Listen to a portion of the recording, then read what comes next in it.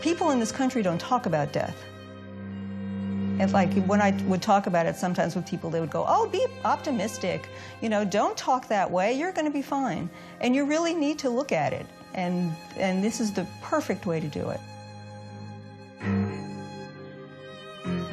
Intense colors and geometric shapes, shimmering and glowing, and the sense of being totally in the colors, not only just seeing the colors, but being in the colors. I said, oh, this is different. Yes, this is totally different. 8 hours. It was very intense. It was a very intense session. That's why I said, even if you do have an expectation going into a study like this of something that you will get from it, you're bound to get so much more in ways that you probably can't even imagine now sitting here. That the benefit will be even beyond what you can even think of, quite frankly.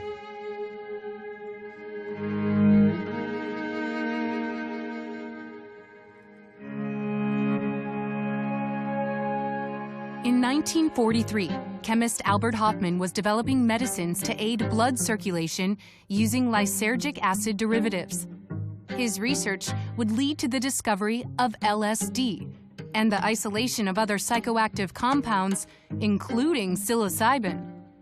These breakthroughs showed great promise for use in therapy and were commonly prescribed by psychiatrists.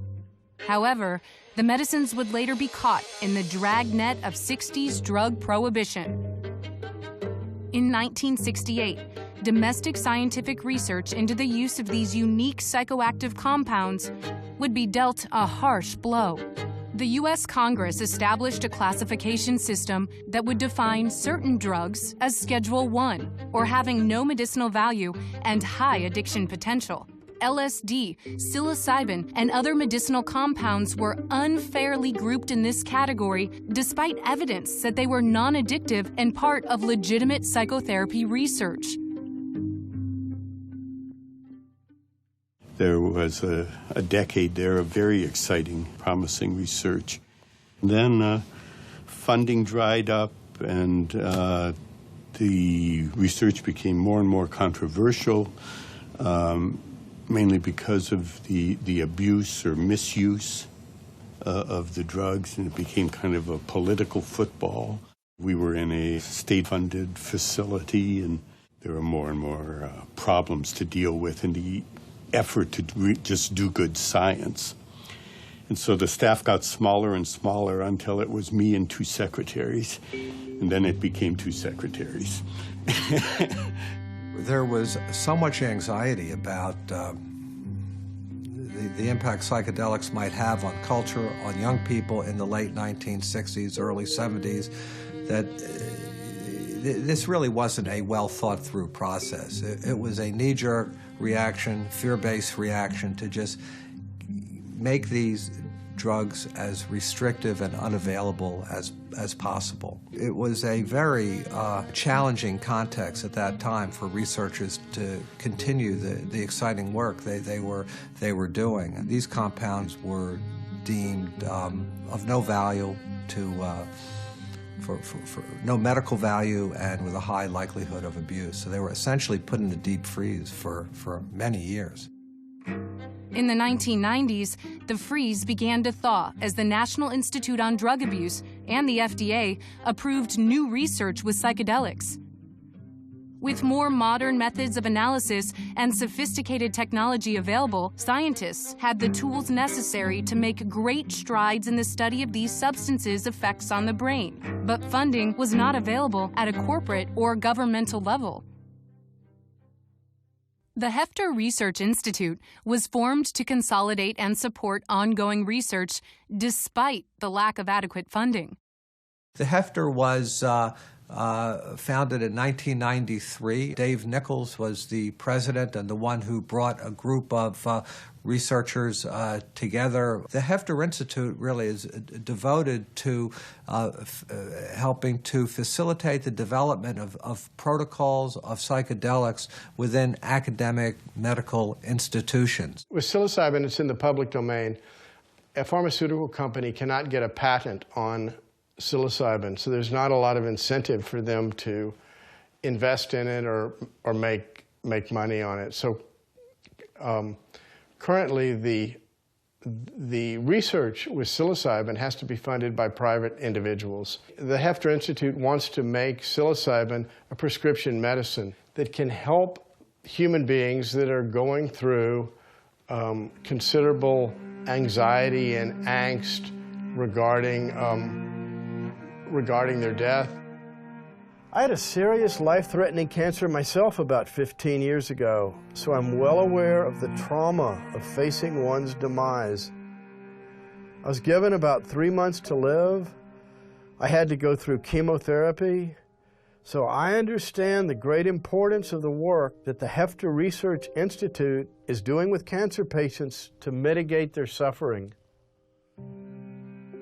At Harbor UCLA, Dr. Charles Grobe directed a research team studying psilocybin as a treatment for the profound mental suffering associated with advanced stage cancer. Psilocybin facilitates a greater likelihood of achieving a psychospiritual state of consciousness, a mystical or mystico-mimetic experience. And the old research literature from the 50s and 60s very strongly indicated that individuals in psychedelic research studies who experienced a spiritual epiphany during the course of their many-hour treatment session were more likely to have a long-term therapeutic outcome.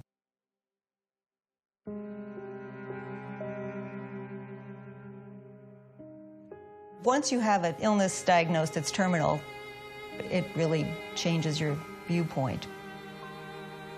I had lost my faith because of anxiety, and I was just terrified. I was so anxious that it was hard to think about anything else. I didn't think I was so worried about death, but I was worried about the process of dying, about suffering and being in pain and having all kinds of horrible medical procedures. So I became horribly, horribly anxious. And also, I was very irritable. I was being irritable with my husband, Richard. And that was a very bad thing, because he's my caretaker, you know, when I'm ill, and I was not being nice to him and treating him the way I should. We tried to live life as normal, but she was irritable and we were both stressed out. I'm not saying it was her fault. The dynamic of the interaction between us often led to quarreling. We talked about my intention, and my intention was to learn to control my anxiety so I could enjoy the rest of my life, because I was not enjoying my life at all. At NYU, a similar study is being conducted to explore the therapeutic impact of psychotherapy combined with administering psilocybin. The first part of the study is the effects of psilocybin on psychosocial distress in advanced cancer. Because our research is working with people who are having cancer and living with cancer, we needed to learn not just how to be psychedelic psychotherapists for someone going through an experience with psilocybin, but also how to do palliative care treatment. And only one person in our study, Tony Bossis, has experience in palliative care. Palliative care is a growing discipline, an important discipline that's emerging robustly in the past 10 years or longer, addressing people's needs at the end of life. Palliative care is not hospice care. That's defined as 6 months or less. But palliative care can be activated at the time of diagnosis of a life-threatening disease. And this study that we're involved with really aims at that piece, the existential suffering, the psychospiritual distress people go through when facing advanced disease and potential death. I'm 49 years old. I have systemic anal cancer. This is a very rare form of cancer. and it usually strikes about 5,000 people a year, and usually women. I hadn't been ill before in my life. In fact, I had probably been one of the healthiest out of 5 boys. And it was just kind of a little ironic that I would end up with cancer. One of the greatest sources of distress at the end of life is the psychological and spiritual and existential despair people go through, and the lack of meaning. And that the search for meaning, and if meaning is cultivated in some way, that people die a better death.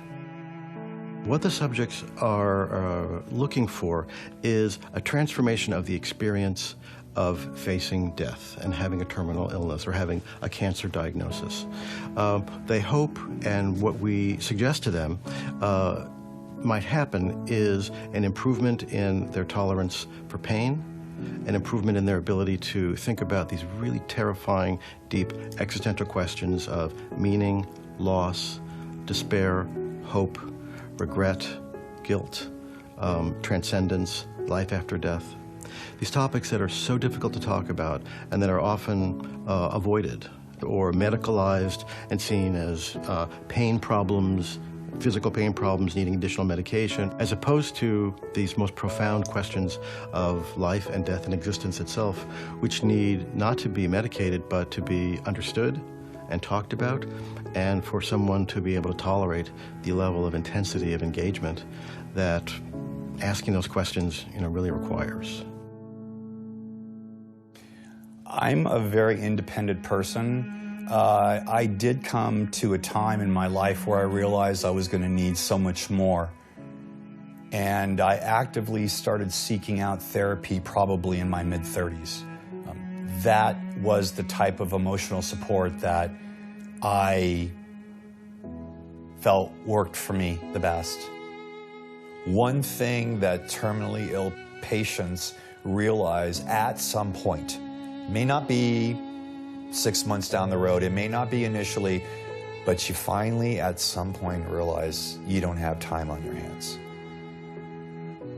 And I'm not saying anything against the psychotherapist that I had, because he was absolutely great. But 2 years ago, I wasn't gonna die. So I needed to get on the fast track, that I needed more than just what I was getting in terms of therapy. While the NYU and UCLA studies focus on psilocybin's effects on patients with life-threatening illnesses, Johns Hopkins University explores its potential as part of a therapeutic regimen with healthy individuals. I'm considered the, quote, clinical director right now. My expertise is in how to safely prepare people and guide them through experiences with entheogens. I was really interested in some of the research that was beginning with psilocybin and the whole question of how to help people awaken or in some way significantly grow in a very short period of time. I was working on a project with some colleagues, a community-based project, and one of my colleagues came to the meeting, and she told us about the ad she saw in the city paper in Baltimore. And she said she was going to sign up for the study. And one of the requirements was that they were looking for people who had not taken any of the hallucinogens in the 60s. And here was a group of women, we were almost all 50, and none of us had taken the hallucinogens. We would never give a entheogen or psychedelic drug to anyone that we hadn't established a rather deep sense of rapport with first, because there has to be a sense of interpersonal trust and respect established for the drug to be safe. When I got into it, and Bill Richards gave me the book, Cleansing the Doors of Perception, and I took it home and read it, that's when it got serious. I thought, I'm going to do what? These are what's called phase 1 studies that you have some interesting idea or you have a hypothesis that this may be helpful. And with these agents, phase 1 trials really are about determining safety, feasibility. And the UCLA study, they've treated 12 subjects, and they were able to show that it was safe. The next phase of research study would be a phase 2, which would be a limited examination of identified patients who've been recruited as subjects fitting inclusion-exclusion criteria and being rigorously studied both from a physiological perspective as well as, in the case of these kinds of compounds, from a psychological perspective. And a phase 3 study is usually at multiple sites. It includes usually hundreds of patients. And if a phase 3 study has a sufficient, efficacy effect, then you could go to FDA and petition to make it available as a medicine for a particular indication. In this case, it would be for psychosocial distress associated with advanced or terminal cancer. So, one study doesn't do anything. Charlie's study, even though there's some preliminary positive findings, that's not enough to have a drug be approved. You really have to move it through the drug development process. You need lots of money to do these studies. And at the end of it, you need to show that it's safe and effective. In addition to the psychological studies, research at the Imperial College in London examines the physical effects of psilocybin on the brain. The work is supported by Amanda Fielding and the Beckley Foundation. These psychoactive substances are wonderful tools, and you can learn a great deal, which we know so little about the brain. We need every tool that we can apply, and because they're illegal, no one has been applying them for 40 years, and that's a travesty. It could prove to be a new way of treating depression, which would be an interesting breakthrough. So the current psilocybin study is designed to understand what psilocybin does in the brain and where it does it. We put people in an MRI scanner and we look at the activity of their brain before and after or on psilocybin.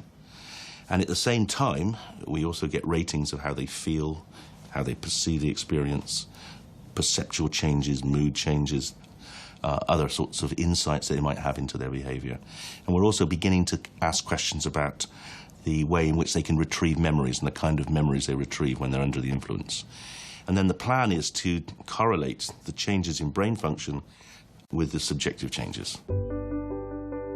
In terms of whether these agents cause hallucinations, they're a little bit misclassified. Hallucination is experiencing some sensory phenomena based on a stimuli that doesn't exist in reality. It's internally generated. Versus an illusion would be looking at the wall, and the wall is melting.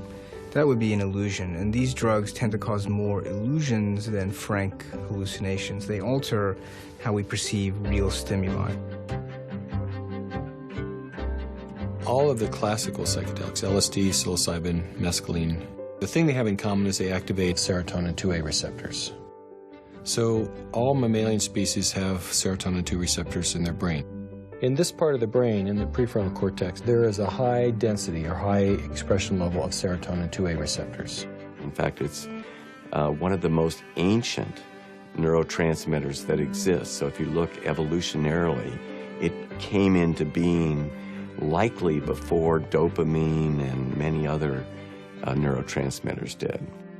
Psilocybin acts very selectively at serotonin 2A receptors, so that's the lock and key. So psilocybin can click in to this receptor site and activate a variety of processes.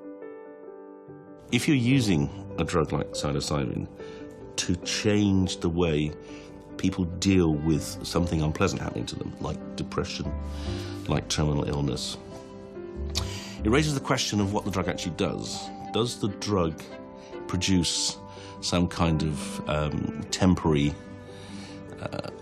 veneer, some sort of overwriting, putting a curtain across the experience for a while?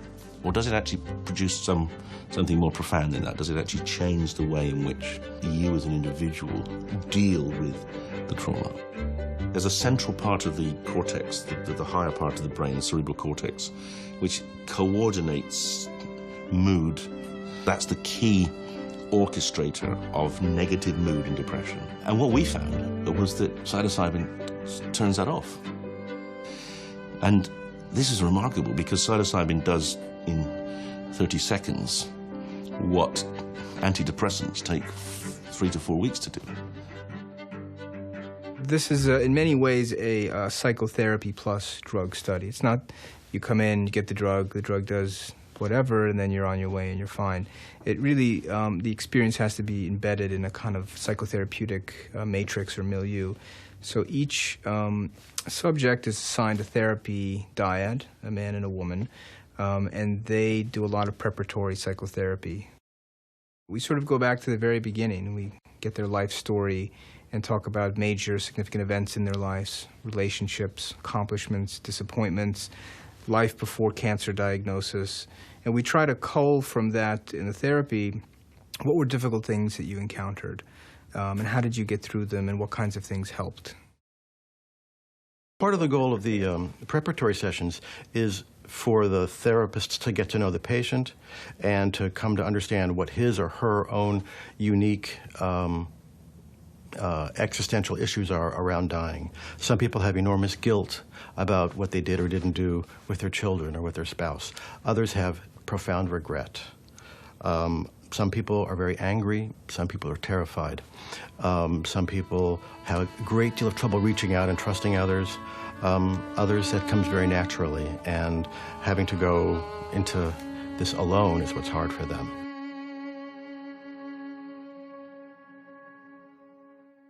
One of the things that they do in the initial week is they do a timeline, or what they call a lifeline. I knew I had relationships with my mother and my father that I was not going to be able to reconcile. I'd been struggling with that for a very, very long time. And there were still demons that I was dealing with. I wanted to die unburdened of anger and angst, and I've never asked myself, why me, about this cancer. I never have. It's kind of like the philosophy I've had about life. Things will get bad. There's light, there's dark. Sometimes we just don't know how good it really could be. And there have been times in my life that I have reached that point where I found out how good it could be. And if that meant that I had cancer and I needed to learn some things from cancer, to die with a peaceful heart and to die unburdened, then I was willing to go that extra mile to do a study in New York when I probably shouldn't have been traveling. I'm that sick. It was tough for me. That's really what got me involved in the study itself. If the person is open to letting go of their habitual, conditioned way of thinking and perceiving, even for a short period of time, what can be occasioned is a sense of being more than that. We found what's most valuable is developing an intent to trust one's own mind, one's own psyche, a willingness to receive whatever comes. I did have one intent for the third session. I said, if I'm going to go through all of this and have a mystical experience, I want to see the divine. Now, Bill joked with me about that, but I was very clear. I remember saying to him, I said, look, I'm not doing all this and not getting, this is my only chance. So, Robert, this, of course, is our session room. And before a volunteer gets in, we set the room up for them. Before the onset of the drug is usually between 20 and 60 minutes. So we often look through an art book or a nature book to get your mind out of your intelligence and thinking. I can remember really experiencing those art books. It's really getting into the depth of the landscapes. There were lots of landscapes in there. There's an area of the brain called the locus ceruleus, which acts as a novelty detector that gets inhibited and also gets somewhat activated with these drugs. So people who are on these agents do have the sense of looking at something and seeing something novel or interesting or beautiful they wouldn't normally notice. So you could imagine as something that normally would seem not very novel, under the influence of a psychedelic would appear to be even more novel. So maybe we would see flowers in a way that they look novel again, like see them through the eyes of a child. And we would say to you now, as we put on the eye shades and headphones, we just want you to let yourself go to experience whatever comes up. My first experience of the drug taking hold, I was lying on this hospital bed, and it felt like the bed had turned into a circle of hands that were holding me up. As soon as it started working, I knew I had nothing to be afraid of. We're here, but we have no expectations. If you want us to be here right with you, just let us know. We will be here, or sitting back. And I am going to hold your hand. Because oftentimes when you're just, and I would have taken your watch off because we want to let go of all time, space. And so we often start with just putting a hold on you, just to let you know that we're here. It was very gentle, and there were people right there if I got upset. I certainly felt that if anything scary happened, I wasn't alone. But with my eyes covered, I saw patterns and visions and sort of faces. I thought about being involved with the people I love, and everything looked absolutely beautiful. It was like you're at the top of a roller coaster and you're about to go down. And I remember kind of inside myself saying, whoa, I'm taking my mind with me. I don't know where I'm going, but I'm taking my mind with me. It is not leaving me. It is staying. I like my mind. It is coming with me. My thoughts and my mind are going with me. And I felt okay, and off I went. It's very difficult to explain what went on during the dosings. There were some really great experiences that I had with visuals that were just unbelievable. They had handpicked about 12 hours of music that they've used in several different studies. Everyone by default, puts headphones on and gets music. And the music is really there to sort of support the experience, to drive the experience, to embed the experience. There was a Turkish tune that was playing, and I did see these whirling dervishes, which as the song progressed, I saw them twirling faster. And I got much more into a deeper trance. The faster their spinning state, the closer that they feel to God, or closer that they feel to, the pinnacle of whatever, love. The music is it's a powerful factor. And so we really had to standardize it. It's not like you can bring in your own music, and if you change that variable, you suddenly have a variable that's not constant. And luckily, one of our therapists, her husband, was an ethnomusicologist. So we happened to have an expert. And then we would figure out, well, where would it go? Would it be in the beginning part when they walk into the room? Is this part of the peak? Is this the sort of plateau or post-peak period? So we figured out, where in terms of the pharmacologic and experiential parts of the drug, it would fit. They put on Ave Maria. That made me cry about what effect my death is going to have on my granddaughter. And they all came over and they just sort of put their hands on top of my hands. Sometimes as you're beginning to feel the effect and go further and deeper, it helps to have connection here.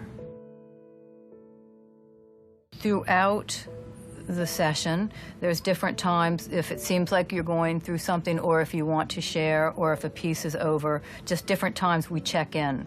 So we'll often then just put our hands on your shoulder and just say, Robert, is there anything you'd like to share? I had to get up and go to the bathroom, and when I was washing my hands, I looked in the mirror. I used to have very long curly hair, and people thought I was so much younger than I was, and I was now I look my age, at least. So I went back into the room and talked to them about that, and it was very helpful. I sort of came to the conclusion that, well, yes, I look older, but with age comes wisdom and maturity, and I felt okay with it. I re-experienced my father's death. I was transported back to that time, and I just grieved my father's death, which I don't think I really did at the time.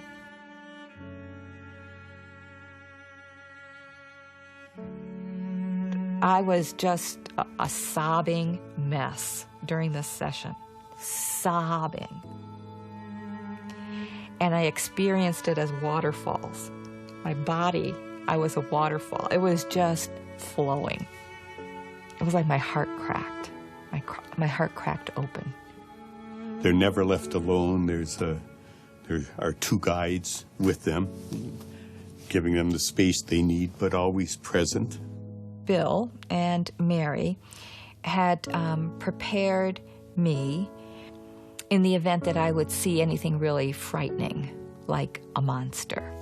And I told him, I don't do monsters. I don't do monsters. He goes, well, we never know, but we have to tell you that you may experience something frightening. The biggest potential danger of these drugs is an adverse psychological event, whether it's a late-term bad trip or paranoia. The last thing we want to do is have people that are anxious, that have a terminal illness, and induce more anxiety. So it is key that we go over with them the potential negative things that could happen, and to rehearse ahead of time. What happens if you have some fearful experience? You're having an image of something that's fearful or scary. What do you do? In the dosing session, I noticed that they had these death masks, and I could see them. I could see the fire, and I could see the masks kind of moving around in the fire. Under normal circumstances, I think anybody would have been frightened. Bill Richards helped train us, and his big thing when that happens is go towards the fearful thing. Search for the fearful thing, say hello to it, make friends with it, go through it, and there can be something therapeutic about dealing with something that's scary, confronting it, being with it, and realizing it may be not so scary as one imagined, and then sort of being able to kind of pass through that. So what I noticed was the masks were not designed to scare you. They were actually designed to scare the fear out of you. Although everybody's experience is different, what I feel is the same for many people is it actually may take them out of feeling, paralyzed, filled with fear. This prefrontal cortex is the executive part of the brain where we make our decisions about what happens and really where we integrate, in a sense, our perception of what reality is, if you will. So we think of the cortex in the brain as being set up for survival of the species. The cortex is always perceiving things are going on around because you're looking for predators or you're looking for things that might be threatening your survival. So when you take a psychedelic, all that sort of the filtering function is degraded, and now you're processing all kinds of things that are coming in from things. Instead of sensory like touch and feel and hearing, etc., you're starting to pick up things that normally you wouldn't attend to, subconscious things, emotions, feelings, ideas, and so forth. There was a piece of music where my mind was almost creating like a musical video, and it was of these figures, all kinds of people coming together, just about kissing. Almost kissing, but not quite. All kinds of ages, all kinds of, and it was a very sensual experience. And I didn't even want that to stop. I remember, Bill wanted me to, take off the blindfolds. I go, no, I'm not finished with this yet. And I told him what it was. And I said, it was like, I'm being shown this amazing symphony video. He says, that's within you. You're not being shown anything. That's within you. I go, no, not that. He goes, yes, that's within you. I said, all that passion and sensuality? He goes, yeah. I go, oh. The cortex is in an activated state. It's processing more than it normally would. It really is kind of a mind-expanded state. But the information you're giving it is not the normal sensory information. It's this other information that's coming maybe from subconscious realms or whatever. And if you look at those descriptions, you can usually find what I call the 6 basic categories of this core religious experience, which is unity, transcendence of time and space, noetic, intuitive knowledge, a sense of sacredness, awesomeness, deeply felt positive mood, joy, peace, love, and ineffability, and also what we call paradoxicality, that it's very hard to put it into words. You say, well, I died, but I've never been so alive. The God was one, but he contained everything that is. We do know that these agents induce spiritual states. These are meaning-making drugs in terms of the experience. So they produce spiritual kinds of states, and it's key to know whether someone's spiritual or religious to begin with. There are many ways throughout history that people could have peak or mystical experiences. This is a very reliable way to use a chemical agent or a sacred plant or chemical. But it's about the experience, not the drug. It's about this experience and the opportunity to have this experience to then explore where they're at in their life, and for that to have transformative effects and to mitigate the anxiety they have. Some patients will come to the study with prior spiritual traditions and beliefs, and some don't. It's not a prerequisite. This study can be discussed in a secular way or in a spiritual way. It can be defined as a mystical experience, but it can be discussed as in purely scientific ways. It's a medication that brings about a state of consciousness where one feels unity and transcendence and interconnectedness. So it can be discussed both ways. There was a parade going down the street, and I was in the audience, in the crowd, watching a jester coming down the street, and he was just a delightful person. But on one side of him was all dark and shadowy and sad and miserable, and the other side was all light and bright and happy and fun and cheerful. And he was just walking down the street, and I thought, well, that's pretty cool. That's what life is. It's the dark side and the light side, and we kind of walk this path, between the two. And right in that height of the giddiness, the parade was transformed to the image of Jesus walking down the path, dragging the cross. And right when he got close to me, his face just turned up and said, forgive them, Lord. They know not what they do. The suffering we inflict on people, the suffering that's been inflicted on us by people who are just plain ignorant, they know not what they do. And I think that piece has probably done the most to have me stay connected and be with people and not judge. The psyche is incredibly wise. And what happens in a session is often infinitely better designed, if you will, than anything you could have planned in advance. When we were about 3/4 of the way through, I was asking myself, what is this? Who have I been talking to? Who's been showing me this? And I started asking out loud. I said, who are you? And nothing came except my breath. I could hear, sense my breath. My breath and the wind. My breath and the breath of God. That's it. That's it. My breath and the wind and the breath of God, they're all one. That's it. I was asking, who are you? Bill's voice came in and said, would you like to see? Inside of me, I said, I'm going to see the face of God. He said, well, open your eyes. And I thought I was going to open my eyes and look directly into his face. And I opened my eyes, and he had put my husband's face right in front of me.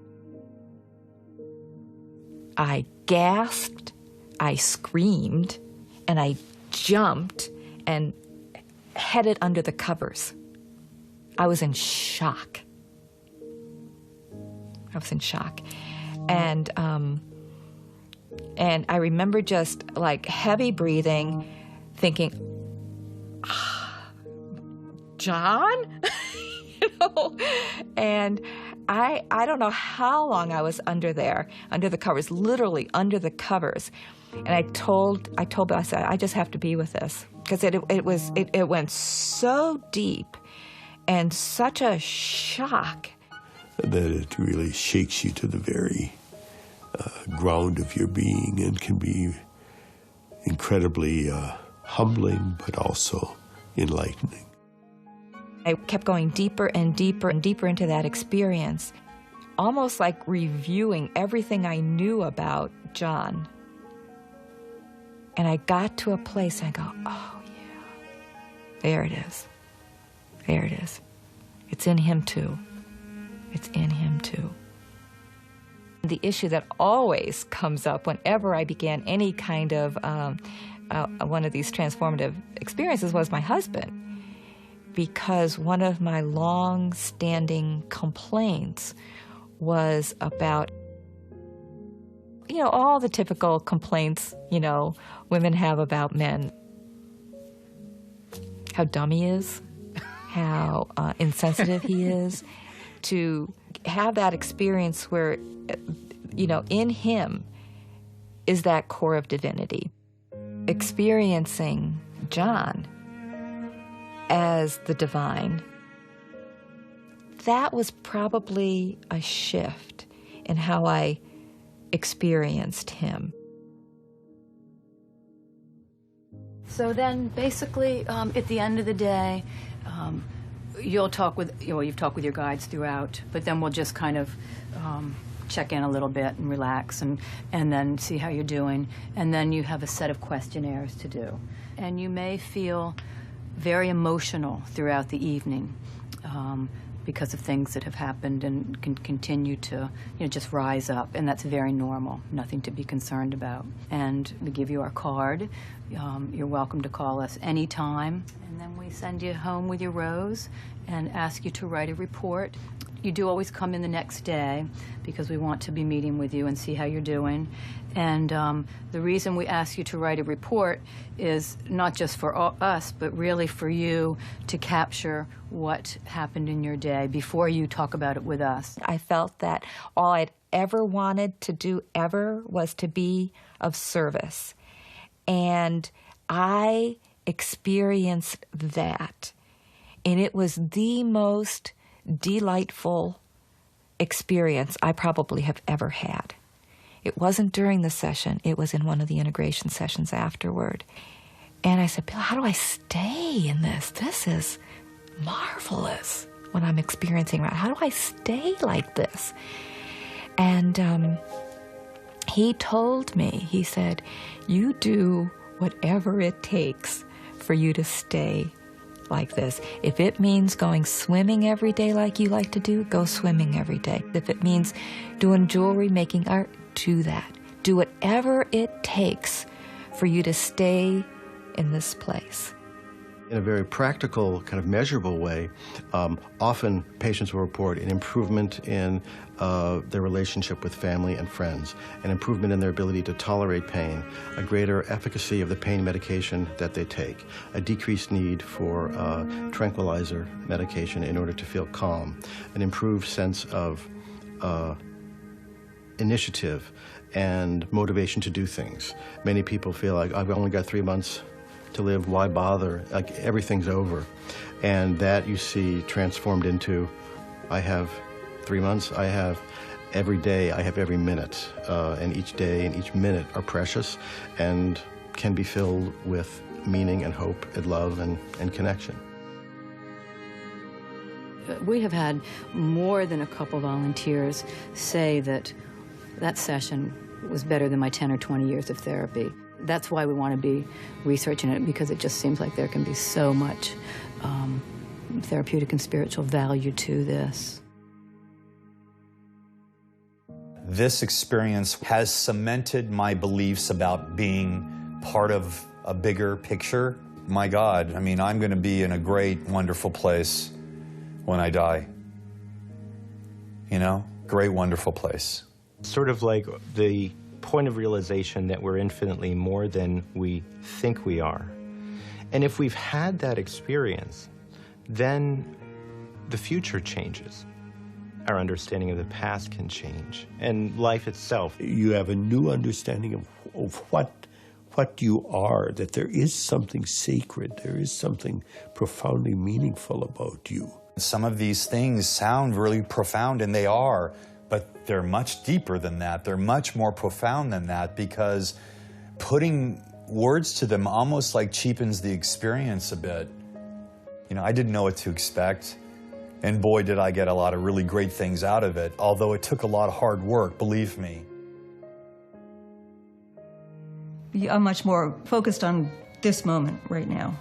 And it's a good way to see your life from an objective point of view. You can sort of back up and see your whole life, when it started to right now. When we came back, it was like someone had put on a light bulb inside of Annie's head. She was literally glowing. I felt wonderful. I mean, I think it's an incredibly useful tool. What we did, it probably would have taken me years of therapy. I think it's a sin that you can't just go to a clinic and do it. This is very much the beginning. And right now, the studies are all privately funded. Not a single person gets paid. Well, in many ways, it's a labor of love. Eventually, if this psilocybin were ever to have an effect and be brought to market, you know, there would have to be governmental or pharmaceutical funding. Private funding probably couldn't sustain. It takes a lot of money to do that. To us, it's the compassion and action to do what we can to get this medicine moved from Schedule 1 to Schedule 2 so that people that are suffering can use it. The hope is that a younger generation of researchers and investigators will come behind us who will pick up the torch and continue to move forward. I want to have a research program where I can compare what psilocybin does, what ayahuasca does, what LSD does, what MDMA does, what amphetamine does. I want to be able to have that public domain. People can see what the different drugs do in different brains. I want to know if it does the same thing in illness, in depression, anxiety. But the real thing I want to do is I want to understand the molecular mechanisms which differentiate the psilocybin effect from, say, the Prozac effect. And I want to find drugs which can do the good things of psilocybin without the risks of any kind of negative impact. Then you could have a revolution in treatment of depression. These substances are to psychiatry and the study of religious experience as the microscope is to biology or the telescope is to astronomy. It's an incredibly valuable tool if it's wisely and responsibly used. And the realms waiting to be explored within the human mind are every bit as vast as the cells or the cosmos.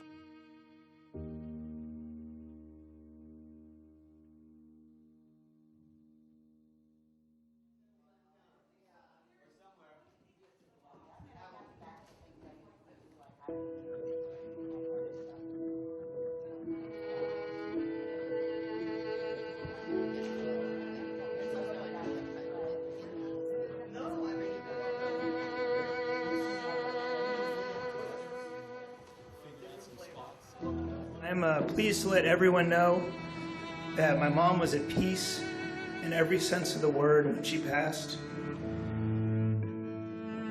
It was amazing and inspiring to see her face the last unknown and glide through it like it was no big thing.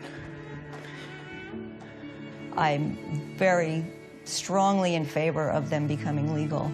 And not to just use wherever people want to, but by prescription, in a clinical, medical setting. I think it's incredibly helpful. It's more helpful than any other treatment I've ever had.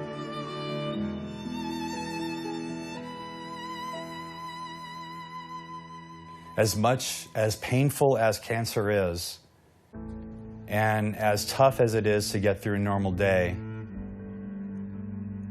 I still am a very fortunate person and continue to learn every single day from this experience. And I believe this study has helped open me up to learn more and accept more, as opposed to wondering what or how the cancer was going to affect me tomorrow, where it was going to pop up tomorrow. I feel I can die now with peace in my heart.